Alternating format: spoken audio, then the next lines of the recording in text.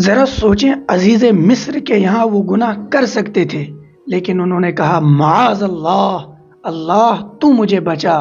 اور بادشاہ کے دربار میں وہ انتقام لے سکتے تھے، لیکن انہوں نے کہا یغفر اللہ لکم، اللہ تمہیں معاف فرما دے۔ تو معلوم ہوا کبھی کبھی ہماری قدر و قیمت انتقام نہ لینے اور ایکشن نہ لینے میں مخفی اور پوشیدہ ہوتی ہے۔ لہٰذا صبر بھی کر لیا کیجئے، ہمیشہ جواب دینے کی نہ سوچا کیجئے۔ اور اللہ رب العزت نے سورہ عصر کے اندر جن 4 لوگوں کو مستثنا کر کے، الگ کر کے کامیاب بتلایا ہے، ان میں سے آخری نمبر پہ جو ہے وتواصوا بالحق وتواصوا بالصبر، کہ حق کی تلقین کے ساتھ وہ صبر بھی کیا کرتے ہیں، وہی لوگ کامیاب ہیں۔ اور صبر والے مفہوم کو علامہ اقبال نے بڑے ہی خوبصورت اور بڑے ہی نرالے انداز میں کیا ہی خوب بیان کیا ہے کہ تو بچا بچا کے نہ رکھ اسے، تیرا آئینہ ہے وہ آئینہ۔